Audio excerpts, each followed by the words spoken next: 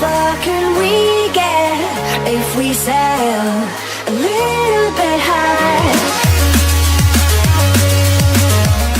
After losing in the Australian Open quarterfinals on Wednesday, Tennys Sandgren saved his final shot of the tournament for the media. Sandgren opened his news conference following a 6-4, 7-6, 5, 6-3 loss to Ian Chung by reading a prepared statement directed at the media that has scrutinized his Twitter feed during his unexpected run at Melbourne Park. With a handful of follows and some likes on Twitter, my fate has been sealed in your minds, Sandgren said, reading from his mobile phone. To write an edgy story, to create sensationalist coverage, there are a few lengths you would go to mark me as the man you desperately want me to be. Advertising Enid invented by Tennys Sandgren refused to answer questions about his statement, saying that the focus around him has gone very far away from the tennis. If one thing is clear after the past few days, it certainly has. Given what HES accomplished on the courts at Melbourne Park, Sandgren's story was initially focused on his tennis. The 26-year-old Tennessee native has never come close to experiencing this type of success before. Prior to coming to Melbourne, Sandgren was a mainstay on the second-tier Challenger Tour, the minor leagues of tennis. He had only won 2 matches at the ATP Tour level, and never played in a Grand Slam. But in Melbourne, Sandgren came out of nowhere to stun 2 top 10 players, Stan Wawrinka and Dominic Thiem, en route to being just the second man in the last 20 years to reach the quarterfinals on his Australian Open debut.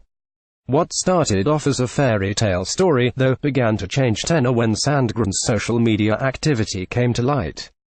Before he scrubbed his Twitter history on Tuesday, Sandgren's tweets had included one saying the unfounded Pizzagate conspiracy theory linking Democrats to a child sex ring at a Washington pizzeria was sickening and the collective evidence is too much to ignore.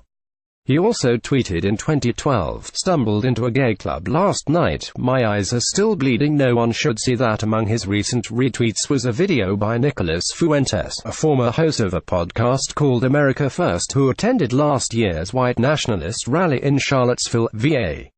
And he apparently targeted Serena Williams, calling a video of her yelling at Roberta Vinci during the US Open semi-final in 2015 disgusting.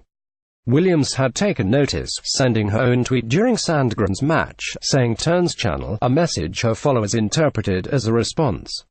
She later sent him a direct tweet, saying, I don't need a want one. But there is an entire group of people that deserves an apology. I can look at my daughter and tell her I sat back and was quiet. No, she will know how to stand up for herself and others, through my example. Sandgren has defended his social media activity this week, denying being a supporter of the far right while saying he finds some of the content interesting. Who you follow on Twitter I feel doesn't matter even a little bit, he said following his win over Thiem. To say, well, HES following X person, so he believes all the things that this person believes, I think it's ridiculous. He explained in an interview with ESPN that he deleted all of his tweets not because it's something that I'm really necessarily embarrassed about, but because he thought that creating a version of a cleaner start is not a bad call. With his prepared statement on Wednesday, though, Sandgren made clear HES done explaining his tweets. You seek to put people in these little boxes so that you can order the world in your already assumed preconceived ideas, he said, addressing reporters at his news conference. You strip away any individuality for the sake of demonizing by way of the collective. Refusing to take any more questions about social media, Sandgren then shifted gears and offered praise for his quarterfinal opponent, Chung. Later, though, he did return to the subject briefly to offer perspective on the storm of attention HES received in the past week and a half, saying he was going to go home, turn his phone off and reflect on everything that's happened. I constantly try to be introspective as to what's going on in my life, he said. This has been a lot of information to digest in the last few weeks.